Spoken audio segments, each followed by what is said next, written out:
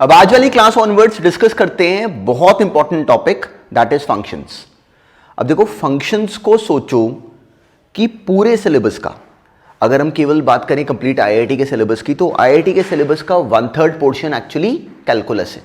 1/3 portion calculus है, और calculus की जो जड़ है वो सोचो कि फंक्शंस है। पूरे कैलकुलस के सिलेबस की जो जड़ है दैट इज फंक्शंस। तो अब फंक्शंस का अभी स्कूल के सिलेबस में बहुत बेसिक काम है, पर हम उसके काफ़ी आगे तक चलेंगे। बहुत इंटरेस्टिंग है, जो भी अब काम करेंगे वो कंसेप्चुअल है। तो कंसेप्चुअल टॉपिक जब एक बार हमें समझ में आ जाए, फिर हमें उससे कोई हिला नहीं पाता, फिर उस पर कोई मर्जी सवाल है हम इजीली डील कर पाएंगे। तो इसलिए अब आज वाली क्लास ऑनवर्ड्स सबसे पहले इसके सबसे बेसिक बातों को रिकॉल करते हैं, जो हमने लास्ट ईयर भी देखी, उसके बाद आगे बढ़ेंगे।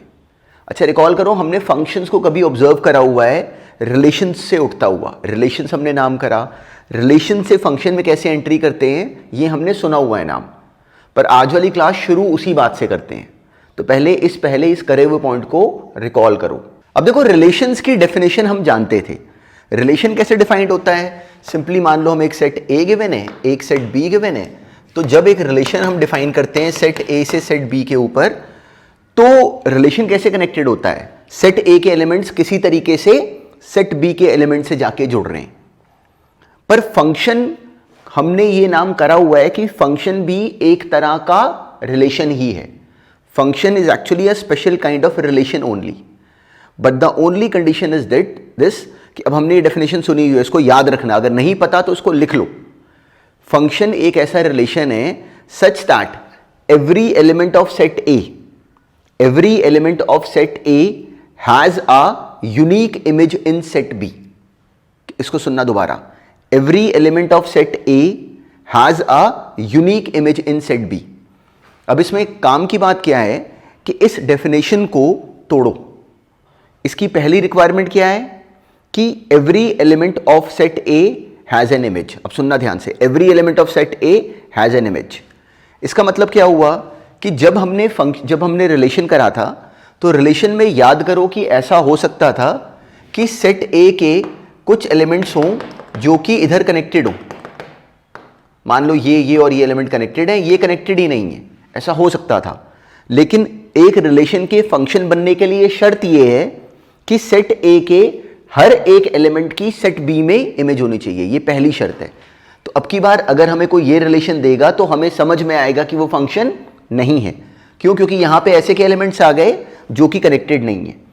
तो अब हमें समझ में आया कि अच्छा, फंक्शन में जब सेट ए, डोमेन वाला जो सेट दिया हो गया, अब की बार ये पूरे का पूरा सेट ए ही डोमेन बन जाएगा। क्यों? क्योंकि ये शर्त है कि इस सेट ए के हर एक एलिमेंट की सेट बी में इमेज होनी चाहिए, हर एक एलिमेंट की इमेज होनी चाहिए। तो अब की बार जब कभी एक फंक्शन डिफाइन होगा तो पूरे का पूरा सेट ए ही उसका डोमेन होगा। रिलेशन में ऐसा नहीं होता, रिलेशन में कुछ एलिमेंट्स कनेक्टेड होते हैं, कुछ क्या पता ना भी कनेक्टेड हो। तो हमें समझ में आया, अच्छा, पहली शर्त थी every element of set A should have an image, and second is this कि that image should be unique. अब देखो, वो शर्त क्या थी कि हमें समझ में आता है कि अगर मान लो हमें कोई दो फंक्शंस, अगर यहां पे अगर मान लो कोई दो रिलेशन गिवन है, एक हमें मान लो एक अगर फंक्शन किसी ने डिफाइन करा सेट ए से सेट बी। फंक्शन क्या है? एक तरह का रिलेशन ही है, पर शर्त क्या है कि इसके हर एक एलिमेंट की इमेज होनी चाहिए। ठीक है, वो हर एक एलिमेंट की इमेज है, दैट शुड बी यूनिक। इसका मतलब क्या हुआ कि मान लो ये एलिमेंट कनेक्टेड है इसके साथ, ये एलिमेंट कनेक्टेड को, अब इस एलिमेंट की इधर एक यूनिक इमेज आ रही है। ये एलिमेंट कनेक्टेड है इसके साथ, ये एलिमेंट कनेक्टेड है मान लो इसके साथ, और ये एलिमेंट भी कनेक्टेड है इसके साथ। तो इस एलिमेंट की एक यूनिक इमेज है, इस एलिमेंट की भी एक यूनिक इमेज है।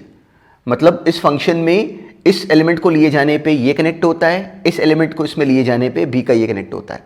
तो इन दोनों एलिमेंट्स की यूनिक इमेज है। देखो, इसको डाले जाने पे एक यूनिक आंसर आ रहा है, तो this is still a function. अगर बिल्कुल सीधी बात, अगर इसको ऐसे कनेक्ट करो तो हमें समझ में आना चाहिए, और ये नाम अभी आगे बहुत बार आएगा, कि कभी अगर कोई 1-1 रिलेशन हो, ये नाम रिकॉल करो, हमने पिछले साल भी करा होता है।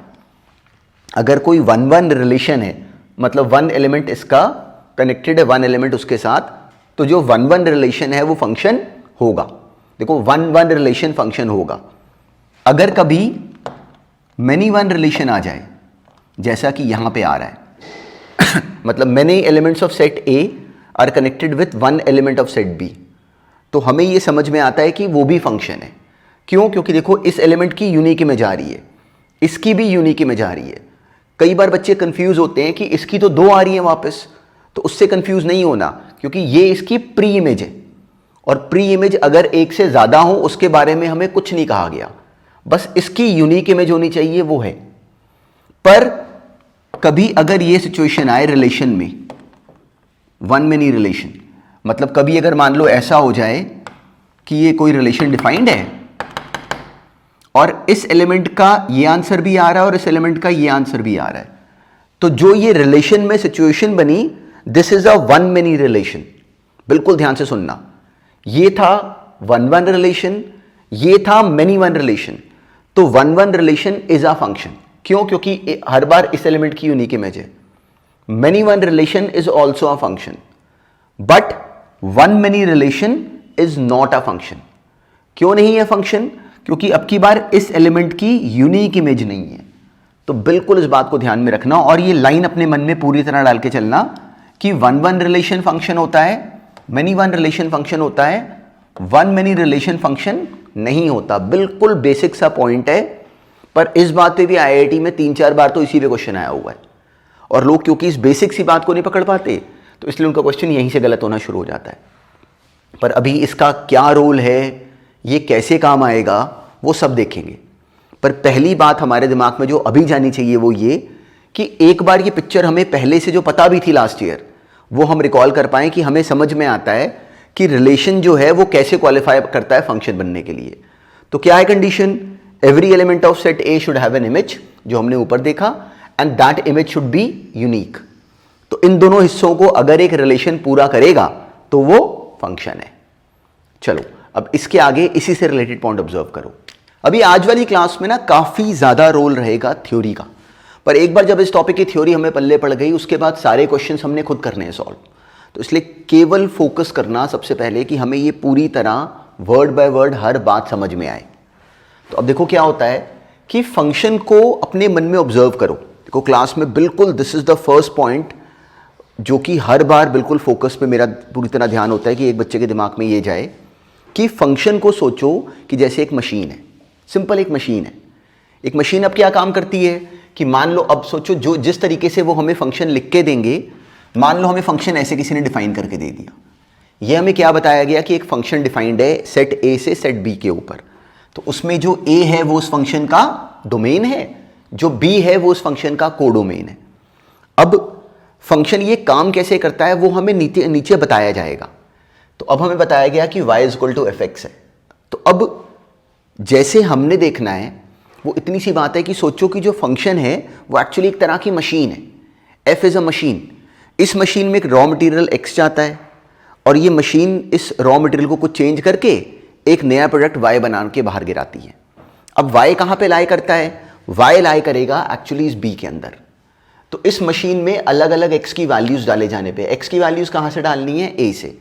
उनको डाले जाने पे जो जवाबों का जो सेट बनेगा that is the range of this function, और वो रेंज कहाँ को बिलोंग करती है? सेट बी को। तो कोई अगर मान लो हम एग्जांपल ले लें, मान लो एक फंक्शन डिफाइंड होता ऑल रियल नंबर से ऑल रियल नंबर्स, और हमें इस मशीन के काम करने का ढंग बताया गया है कि y बराबर है 2x प्लस 3। तो अब इसमें अलग अलग वैल्यूज को डाले जाने पे हमें समझ में आता है कि y के अलग अलग जवाब आते रहेंगे। तो अब फंक्शन को देखने का, फंक्शन को समझने का और पूरे कैलकुलस में एंटर करने का जो बहुत बड़ा गेट है वो एक्चुअली होता है थ्रू इट्स ग्राफ्स। ग्राफ्स को केवल ये अभी शुरू में ऐसे सोचना शुरू करो कि पूरे कैलकुलस की जो जान है, जो पूरे कैलकुलस की जो सोल है, दैट इज ग्राफ्स। तो अब बिल्कुल वो बात करनी शुरू करने लगे हैं, बहुत बेसिक है पर इसको भी देखना। तो अगर मान लो हम इसको अगर ड्रॉ करें तो नोटिस करो y is equal to x plus 3 तो हम जानते हैं, ये तो एक लाइन की इक्वेशन होती थी। तो अगर हम इसको ड्रॉ करें तो सिंपली हमने जब इसको ड्रॉ करा तो ये लाइन बन गई ऐसे कि y बराबर 2x प्लस 3। तो ये एक्चुअली इस फंक्शन का ग्राफ है। कोई हमें देखते ये x एक्सिस और ये y एक्सिस, ये हमने इस फंक्शन का ग्राफ ड्रॉ करा। अब देखो ग्राफ हमें क्या बताता है, हमें ग्राफ क्या बताता है? ग्राफ हमें बताता है कि मान लो x को मैं अगर 5 लूं तो उस 5 लिए जाने पे y का आंसर कितना आएगा मैं उसको इस ग्राफ से देख सकता हूं। कैसे देख सकता हूं? सिंपली x कोऑर्डिनेट 5 पे गए और जाके देखा कि इस ग्राफ की हाइट कितनी आ रही है। जितनी यहां पे हाइट होगी that is the value of y। तो we can understand by directly visualising the graph of that function that how that function is behaving. तो this is a basic structure, बिल्कुल बेसिक बात है कि एक्चुअली फंक्शन का graph हमें क्या क्या बता सकता है, मतलब सारी कहानी इसके बाद ही है। This is the first point. अब सोचो कि अगर हमने जो मेन फोकस करना है वो पूरी तरह ऐसे के फंक्शंस पे करना है। सोचना कैसे है कि फंक्शन एक मशीन है, उस मशीन में हमने रॉ मटेरियल डाला तो एग्जैक्टली हम वहां से पता कर सकते हैं कि वो बिहेव कैसे कर रहा है। तो अब इसी के साथ जो अब आज वाली क्लास में और जो +2 का जो सिलेबस है वहां से पॉइंट पकड़ना शुरू करते हैं कि फंक्शंस का अब हमें इस साल वो क्या सवाल देंगे पहले स्कूल के सिलेबस में। तो सबसे पहले अब ये पॉइंट ऑब्जर्व करो, सोचना कंप्लीटली पूरे सिलेबस की जो जड़ है वो एक्चुअली फंक्शंस के ग्राफ्स हैं। और इतनी इंटरेस्टिंग बात है कि जैसे जैसे हम आगे बढ़ेंगे हमें तो बहुत इंटरेस्टिंग साउंड करेगा ये इनमें से हर फीचर। तो अब देखो क्या होता है कि केवल हमें कभी भी किसी भी कर्व का अगर ग्राफ दे दिया जाए तो उस ग्राफ को देख के हम उस फंक्शन के बारे में कितनी सारी बातें पता कर सकते हैं। इनफैक्ट हम केवल देख के ये तक पता कर सकते हैं कि वो जो गिवन रिलेशन है वो फंक्शन है कि नहीं। अब देखो अगर हम इस बात को अगर समझना शुरू करें, केवल नोटिस करो अभी आज वाली क्लास में केवल फोकस थ्योरी के ऊपर है, तो इसलिए हर पॉइंट जो सुन रहे हो वो नेक्स्ट क्लास ऑनवर्ड सारे क्वेश्चन ही आएंगे इन्हीं के ऊपर बेस्ड। अब मान लो कि हमें किसी ने एक फंक्शन का ग्राफ अगर ऐसे दिया, सिंपल अगर ऐसे का ग्राफ है, तो हमें इसको देखते ही समझ में आता है कि जो गिवन फंक्शन है वो एक 1-1 फंक्शन है। अब इसको नोटिस करना कि कैसे, अगर कभी भी फंक्शन अगर 1-1 होगा तो हमें दिखता है कि अगर x की मान लो हमने ये वैल्यू ली तो x की इस वैल्यू के लिए जाने पे y का ये जवाब आया, मतलब ये हाइट आई, ये y की वैल्यू आ रही है। अगर x की वैल्यू को बढ़ा दो तो y का आंसर अब पहले से अलग आ रहा है। अगर x की वैल्यू को कम करो तो y का आंसर ये आ रहा है। तो इस वाले सवाल में ऐसे x की वैल्यू मान लो हमने ये ली तो y का आंसर ये आ रहा है, ये y की वैल्यू आ रही है। तो नोटिस करो कि इस केस में केवल इस फंक्शन के ग्राफ को देख के हम ये आइडिया लगा पा रहे हैं कि जो गिवन फंक्शन है, जिस किसी भी फंक्शन का ये ग्राफ है, वो एक्चुअली एक 1-1 फंक्शन है। 1-1 फंक्शन अपने नाम से ही बोल रहा है कि for 1 value of x we are getting a unique 1 value of y। तो इस केस में ऐसा हो पा रहा है। तो हम लोग देख पा रहे हैं कि जो ये गिवन फंक्शन है ये 1-1 है। क्यों? x की अलग अलग वैल्यूज को लिए जाने पे y के अलग अलग आंसर्स आ रहे हैं। तो दिस इज अ 1-1 फंक्शन। अब इस 1-1 फंक्शन को चेक करने का बुक्स में अगर देखोगे तो एक तरीका बोला गया है, पर उस तरीके के पता होने से ज़्यादा इंपॉर्टेंट है कि हमें ये बात समझ में आए। अब मान लो सिमिलरली अगर हमें किसी ने किसी फंक्शन का ग्राफ अगर ये दिया, मान लो ये ग्राफ है किसी फंक्शन का ग्राफ, अगर मान लो हमने ये होता है किसी फंक्शन का ग्राफ, तो इस केस में हमें समझ में आता है कि अपने मन से ही सोचो कि क्या आपकी बार ये जो फंक्शन बना क्या ये 1-1 है। तो इस सवाल में हमें साफ साफ दिखता कि अगर हम अपने आप भी अगर ऑब्जर्व करें तो हमें दिखता है कि जो ये वाला फंक्शन है ये 1-1 नहीं है। क्यों 1-1 नहीं है? क्योंकि अब की बार मान लो अगर y की इस वैल्यू को देखो, y की वैल्यू का मतलब होता है हाइट, तो अब की बार इस हाइट के लिए जाने पे हमें दिखता है कि अगर हम ये x ले लें तो भी ये हाइट आ रही है, अगर हम ये x ले लें तो भी ये हाइट आ रही है, और अगर हम ये वाला x ले लें तो भी ये सेम हाइट आ रही है। मतलब x की 3 अलग अलग वैल्यूज को लिए जाने पे ग्राफ की सेम हाइट आ रही है। तो in this case this is a many 1 function. Why? Because for many values of x we are getting the same value of y। तो this is a many 1 function. This was a 1-1 function. तो हम लोग एक function के graph को देखते ही actually ये पता कर सकते हैं कि वो 1-1 है कि मैनी 1 है। बिल्कुल बेसिक स्ट्रक्चर।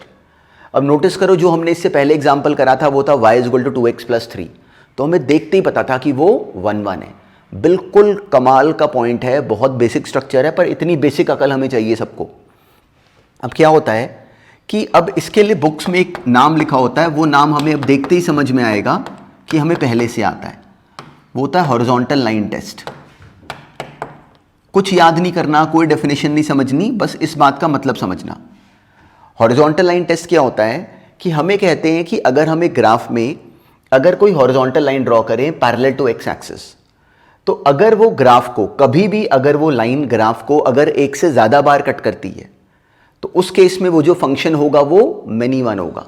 जैसे इस केस में हमने एक हॉरिजॉन्टल लाइन ड्रॉ करी तो वो ग्राफ को एक से ज्यादा बार कट कर रही है, तो इस केस में जो फंक्शन बना वो मेनी वन बना। क्यों बना मेनी वन? क्योंकि अब हमें समझ में आया कि अब की बार सेम हाइट अटेन हो पा रही है for different values of x. इस केस में नोटिस करो तो कोई भी हॉरिजॉन्टल लाइन ड्रॉ कर लो, ये ग्राफ को कभी भी दो बार नहीं कट करेगी, एक ही बार कट करेगी। इसका मतलब क्या हुआ कि one height is attend for only one value of x. तो हॉरिजॉन्टल लाइन टेस्ट केवल बिल्कुल ही जो जिनको ये पॉइंट समझ में ना आता हो उनको बताने के लिए, अगर हमें ये बात डायरेक्टली समझ ही आ जाए फिर हमें कभी याद वाद नहीं करना पड़ता। हमें समझ में आता है कि इस ग्राफ को देखते ही हमें समझ में आता है कि x की एक वैल्यू को लिए जाने पे y का कॉरेस्पॉन्डिंग एक ही जवाब आ रहा है। इस केस में अलग अलग x की वैल्यूज के लिए अलग अलग आंसर्स आ पा रहे हैं।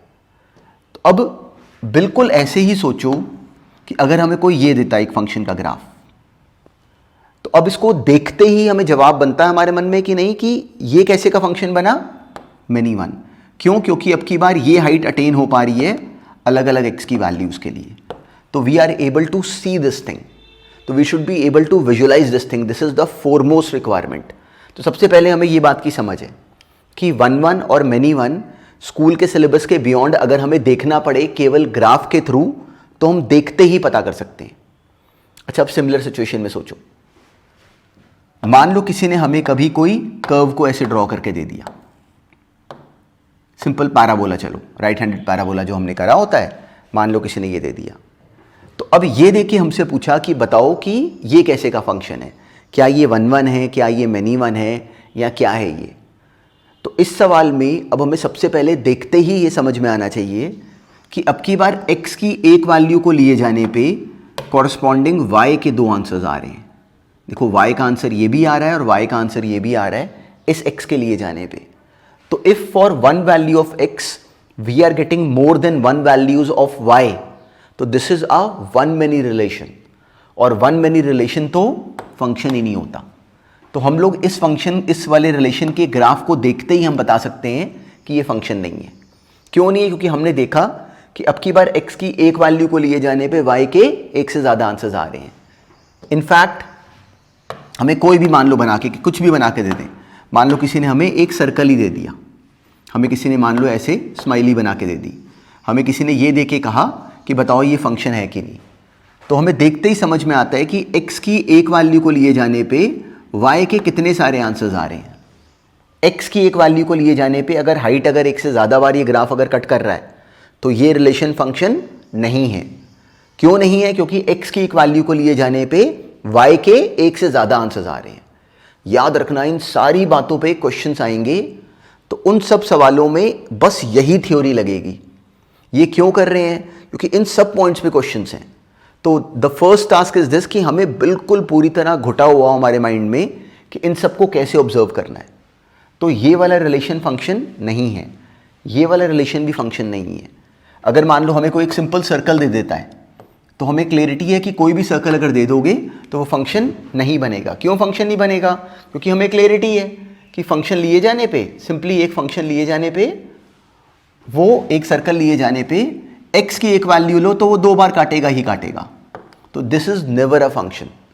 तो बिल्कुल इस पॉइंट को ध्यान में रखना, this is a basic structure कि हम ग्राफ से ही पता कर सकते हैं कि एक गिवन जो फंक्शन है वो वन वन है कि मेनी वन है, और देखते ही पता कर सकते हैं कि वो फंक्शन है भी कि नहीं। अच्छा, इसी को पता करने के लिए ना बुक्स में कई बार एक नाम गिवन होता है, that is the vertical line test. केवल ये नाम समझना, हमें देखते ही समझ में आएगा कि इसको भी अलग से याद करने की कोई ज़रूरत नहीं।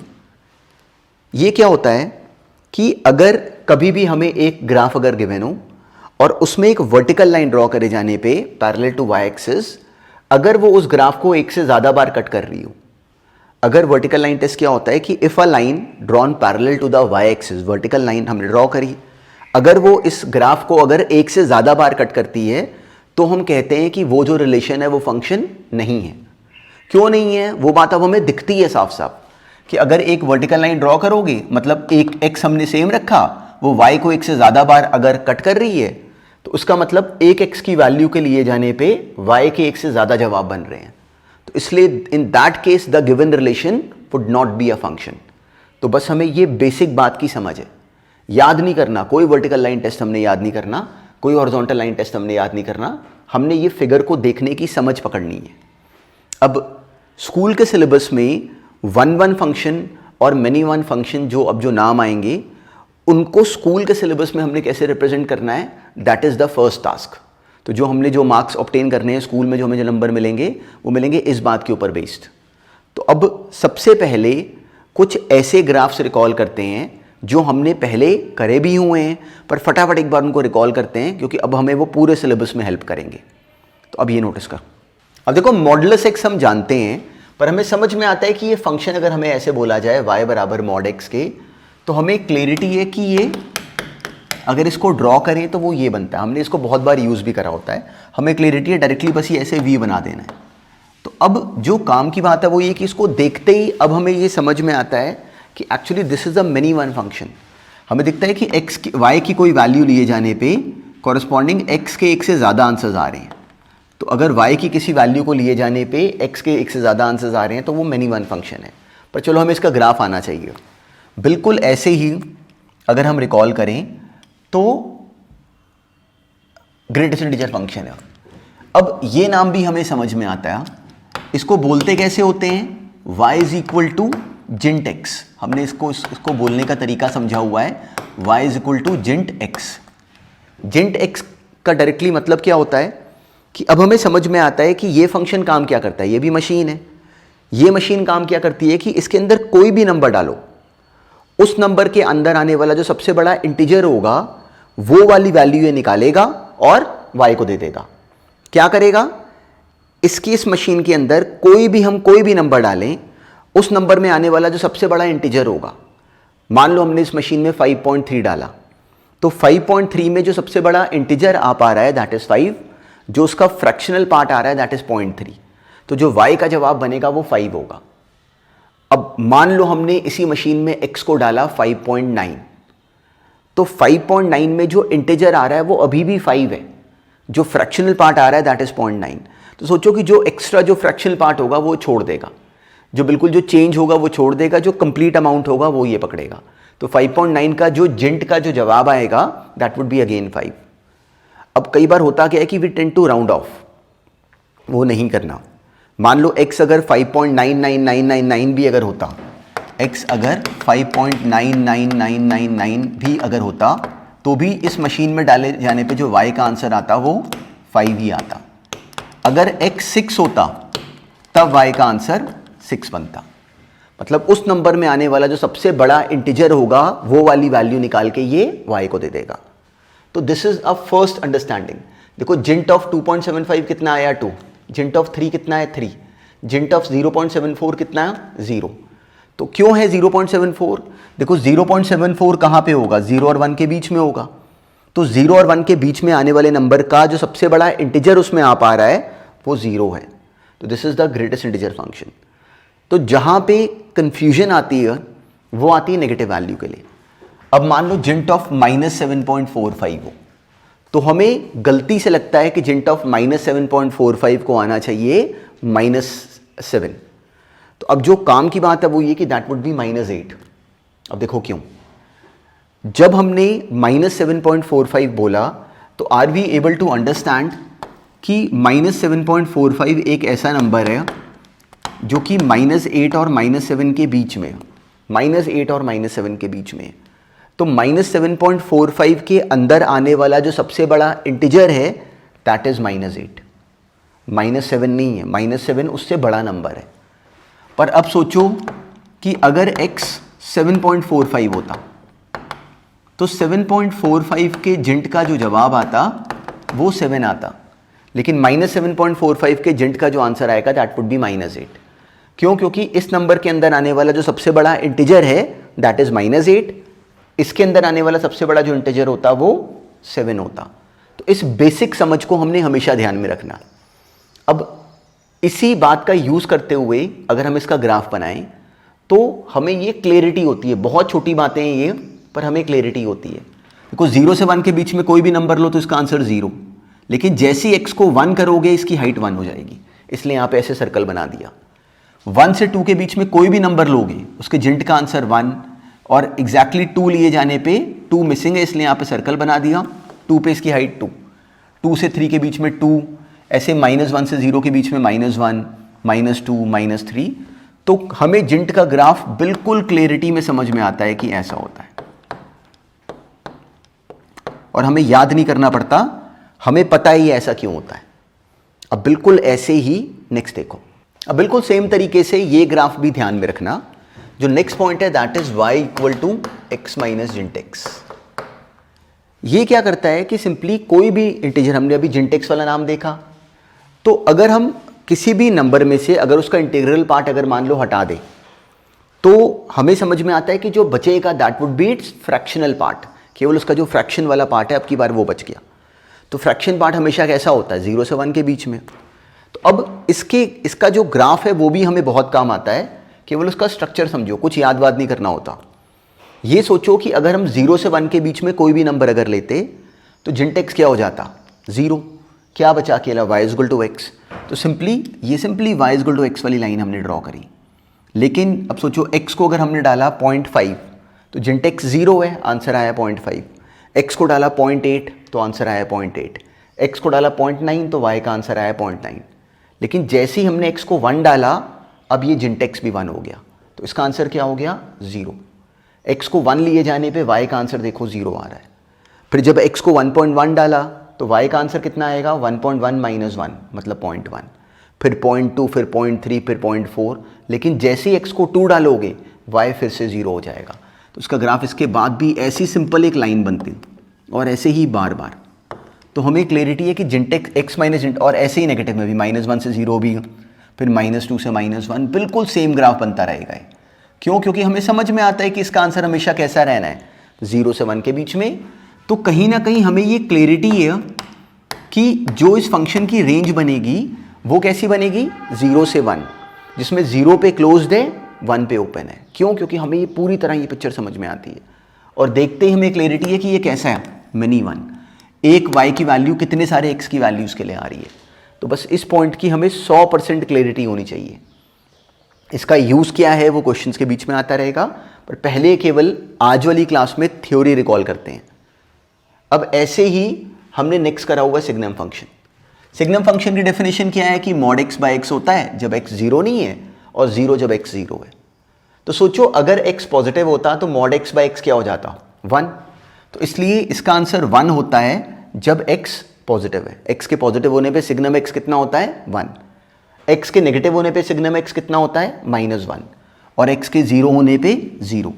तो जो काम की बात है वो ये कि हमें ये क्लैरिटी होनी चाहिए कि ये यहाँ और यहाँ पे नहीं है। इसका सही ग्राफ क्या बना, इस पॉइंट पे 0 है और उसके आगे 1 है और उसके पीछे -1 है।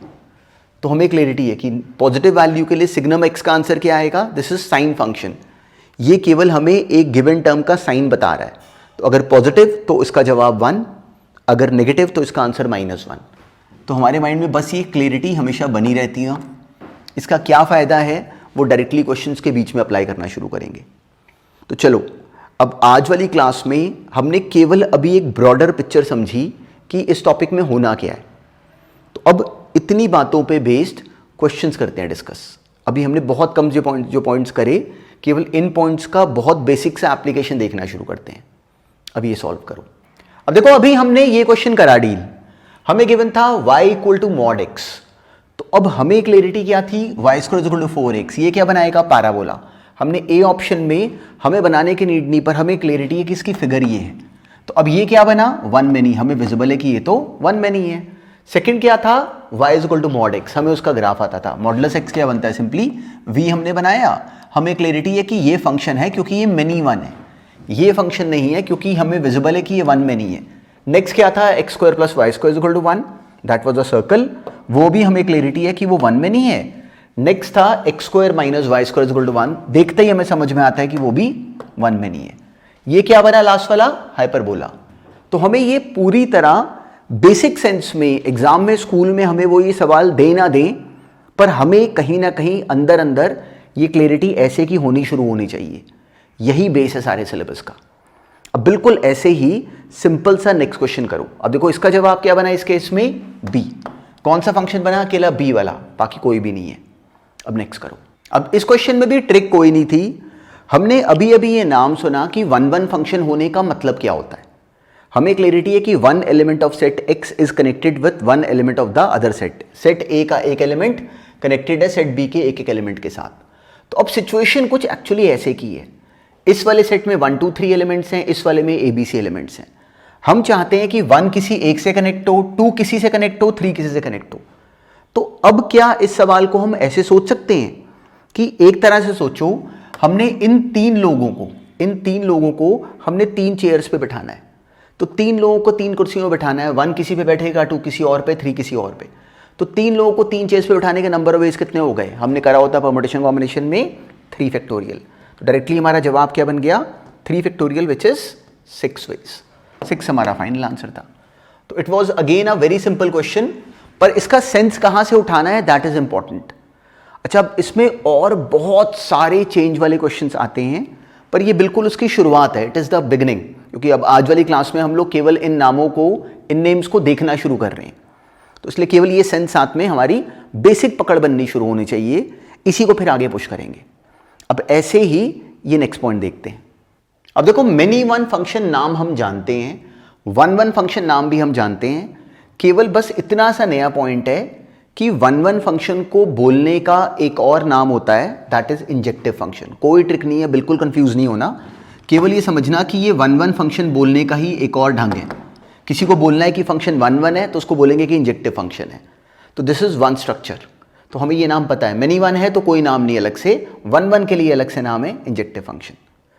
अब ऐसे ही नेक्स्ट लेयर को समझो। देखो अब आज वाली क्लास में हमने नया क्या सीखा, तो the first new point was this कि अगर एक फंक्शन वन वन हो तो वन वन को हम लोग अगर चाहें तो उसके ग्राफ से देखना शुरू कर सकते हैं। इनफैक्ट वो फंक्शन है भी कि नहीं वो भी हम ग्राफ से देख सकते हैं। तो इन बातों को बिल्कुल अपने माइंड में ऐसे ही डालना शुरू करो। अब वन वन फंक्शन बोला या इंजेक्टिव फंक्शन बोला, एक ही बात करी। अब ऐसे ही सेकंड नाम है, तो अब जो सेकंड नेम हमने डिस्कस करना है that is this on to function. तो अब इस बात का मतलब समझना। मान लो कि अगर एक फंक्शन डिफाइंड है, f डिफाइंड है a से b, तो ऑन टू फंक्शन को, ऑन टू फंक्शन का ही एक और नाम होता है सर्जेक्टिव फंक्शन। सेम बात है, ऑन टू फंक्शन बोलते हैं या उसको सर्जेक्टिव फंक्शन बोलते हैं या सर्जेक्शन बोला, वो नाम सब केवल नाम का डिफरेंस है।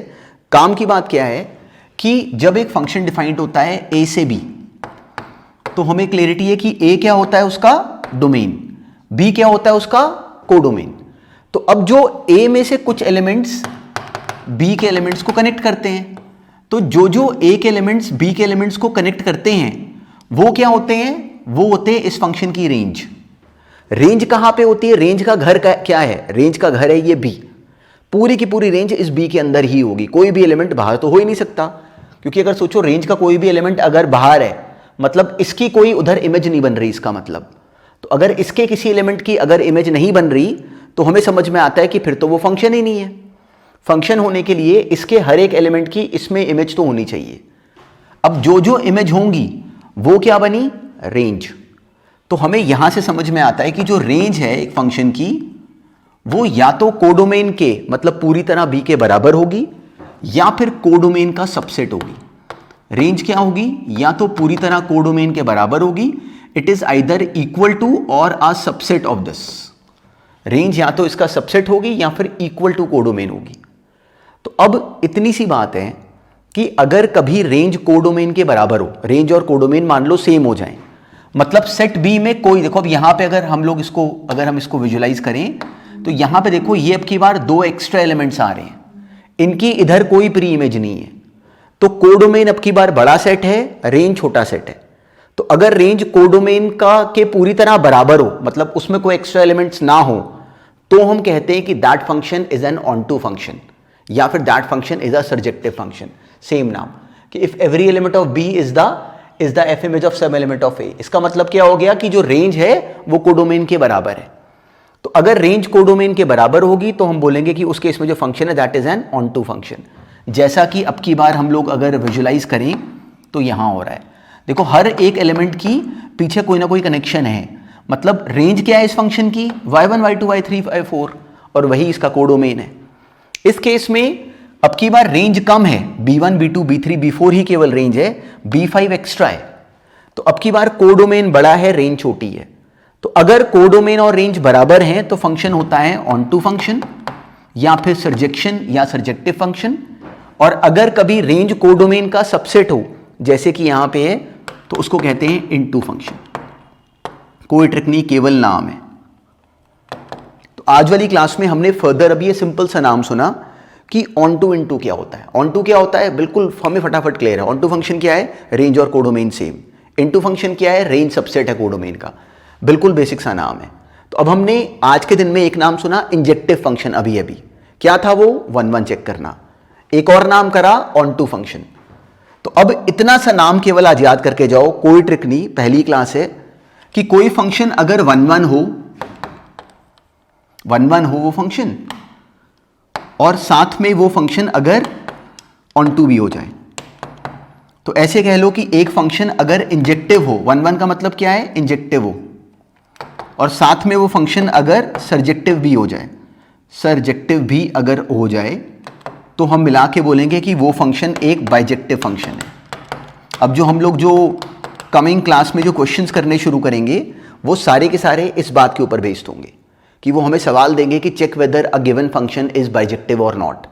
तो हमारे माइंड में एक सेकंड में आना चाहिए कि बाइजेक्टिव चेक करने का मतलब क्या बना, 1 1 चेक करो मतलब इंजेक्टिव चेक करो, और अलग से ऑन टू चेक करो।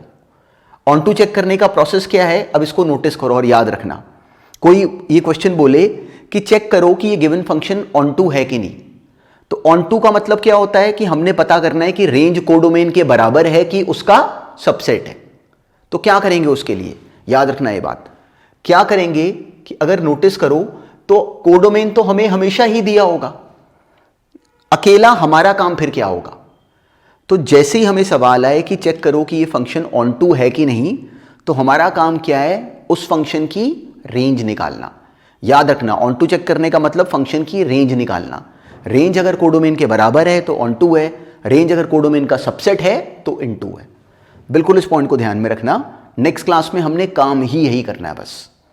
चलो अब इस पॉइंट को पूरी तरह अपने माइंड में रखो। अब आज वाली क्लास में हमने केवल इन नेम्स को सुना और आज वाली क्लास में मेन फोकस ही पूरी तरह थ्योरी पे रहा। नेक्स्ट क्लास में अब क्वेश्चंस में इसका इंप्लीमेंटेशन देखना शुरू करेंगे। तो आज वाली क्लास को समझो बिल्कुल बेसिक क्लास, हमने केवल इन पॉइंट्स को समझा। इनमें से कोई बात भी अगर लगती है कि हमारे माइंड में अगर अच्छी तरह नहीं बैठी तो इसी क्लास को फिर से देखो। इसके क्वेश्चंस अब जब सेकंड टाइम इस लेक्चर को देखोगे तो हम लोग इसको फॉरवर्ड कर पाएंगे। फर्स्ट टाइम ये आगे फॉरवर्ड नहीं होगा। तो कंप्लीटली जो कोई भी पॉइंट अगर अड़ता हो अपने माइंड में इसको फिर से देखना और make it a point in this whole syllabus की हर लेक्चर को अगर 2 बार अगर अटेंड करा हुआ तो हमारे पॉइंट्स हमें भूलते नहीं है फिर। और in the span of this whole year you have this clear possibility to attend every lecture at least twice, तो वो करना। चलो अब जो आज पॉइंट्स करे इनको थॉरली रिवाइज करो।